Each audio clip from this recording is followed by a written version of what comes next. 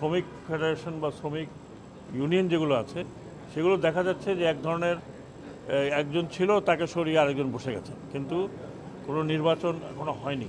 আমার নৌ মন্ত্রণালয়ে একটা আছে যে 27 বছর থেকে একই ব্যক্তি, মানে মোটামুটি এটা একদম পার্মানেন্ট যেন হয়ে গেছে, তাকে বেঁধে আর কখনো হয় না।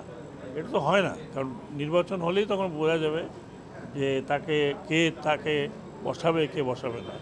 আমরা যখন একটা ডেমোক্রেটিক প্রসেসের কথা বলছি, সেই ডেমোক্রেটিক প্রসেস শুধু স্টেট লেভেলে হলে তো হবে না, প্রত্যেক জায়গাতে এটা হতে হবে। তাই আমি এখানে যারা শ্রমিক লিডার এসেছিলেন এই অঞ্চলে তাদেরকে বলেছি যে আপনারা নির্বাচিত হয়ে আসুন।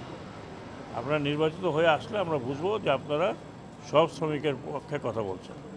এটাই ছিল আমার এখানকার মেসেজ। এটা আমি হিসাব তো এখানে বলতে পারবো না, এটা আমি তো ওই হিসাবটা নিয়ে আসি। হবে দু চারজন তো নিশ্চয়ই হবে।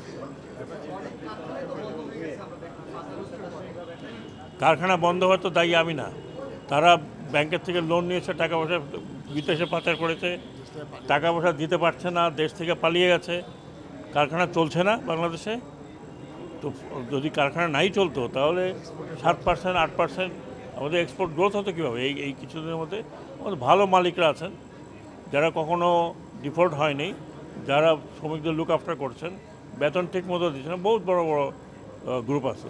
এই কিছু কিছু লোক শুধু ইন্ডাস্ট্রি করার নামে ইন্ডাস্ট্রি করেছেন যাতে টাকা পয়সা এদিক থেকে ওদিক করতে পারেন। এখন তো আপনারা দেখছেন, নিজেরাই দেখছেন। শ্রমিকরা আন্দোলন করতেই পারে, শ্রমিকদের না সব কিছুতে দাবি দেওয়ার তো শেষ নাই।